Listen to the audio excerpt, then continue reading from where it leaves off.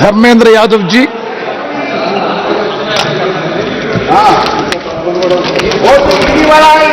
धन्यवाद सभापति जी। मैं अपनी पार्टी समाजवादी पार्टी अपने नेता आदरणीय अखिलेश यादव। एक सेकंड बैठे। Ramesh ji, he has made a personal observation. I will, 1 second. He has made a personal allegation against you. I have already ruled that will not be on the record. A matter which is not on record, why should you counter? And also he has also withdrawn it. Please, no need of a personal explanation, because that is unfair. The chair has already ruled and he has also withdrawn. So there is no need of any explanation, a matter which is not on record. Yes, Dharmendra Yadav ji. अच्छा, बहुत बहुत धन्यवाद सभापति जी। सभापति जी, आज सदन में अचानक ही आया आंध्र प्रदेश पुनर्गठन संशोधन विधेयक 2026। यद्यपि बेहतर होता, पहले से नोटिफाइड होता तो और व्यापक चिंतन करने का भी समय होता, मौका होता, लेकिन ये जिस रूप में भी बिल आया, मैं अपने नेता आदरणीय अखिलेश यादव जी और अपनी पार्टी की ओर से इस बिल का समर्थन करता हूं। सभापति जी, समर्थन तो करता हूं, लेकिन समर्थन के साथ साथ कुछ सवाल हैं। हमारी पार्टी का सवाल है आंध्रा के साथियों से, विशेषकर टीडीपी और एनडीए के लोग जो सत्ता चला रहे हैं या जिन्होंने विधानसभा से प्रस्ताव पारित किया है।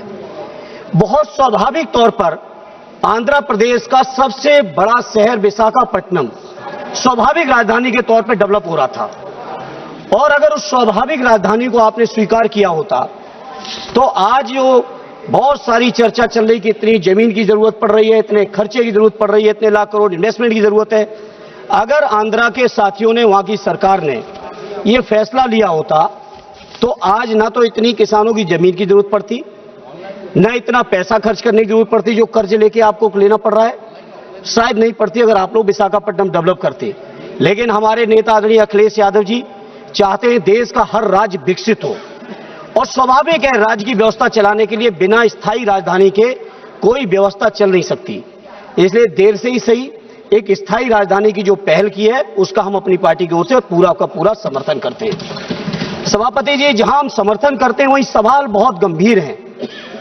जैसा कि टीडीपी के साथियों ने भी कहा, बीजेपी की तरफ से भी सीएम रमेश जी ने कहा कि इतने किसानों ने अपनी जमीन दे दी, किसानों ने जमीन दी, ये किसानों का बड़प्पन है। लेकिन जमीन लेने से पहले सरकार को यह सोचना चाहिए कि जो 2013 का भूमि अधिग्रहण बिल अधिनियम पास हुआ इसी सदन से, क्या 4 गुना मुआवजा आपने किसानों को दिया है?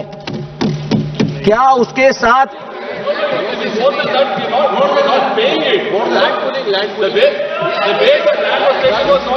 मुआवजा दिया? एक अगर दिया अच्छी बात है, हम आंध्रा के किसानों के हितों की बात कर रहे हैं।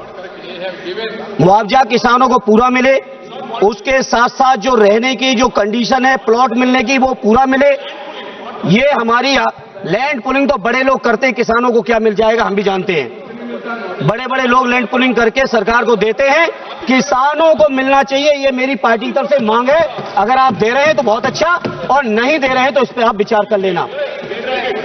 दूसरा सभापति जी, सीएम रमेश जी ने कहा कि उनके अपने क्षेत्र में 5 लाख करोड़ के एमओयू और इन्वेस्टमेंट आ रहा है।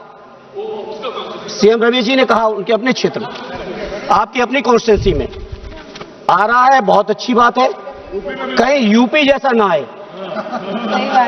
यूपी में क्या हुआ सभापति जी, 15,000 करोड़ के एमओयू साइन हुए, और 15 लाख करोड़ के, और बड़ी जिम्मेदारी से कह रहा हूं 1500 करोड़ भी कहीं इन्वेस्टमेंट नहीं हुआ है। अभी माननीय सभापति जी इसी महीने, मार्च के महीने में जो कंपनी 2025 में बनी, जिस कंपनी की नेटवर्थ केवल 50 लाख है, उत्तर प्रदेश के अंदर 25,000 करोड़ का एमओयू यूपी की सरकार ने साइन किया है।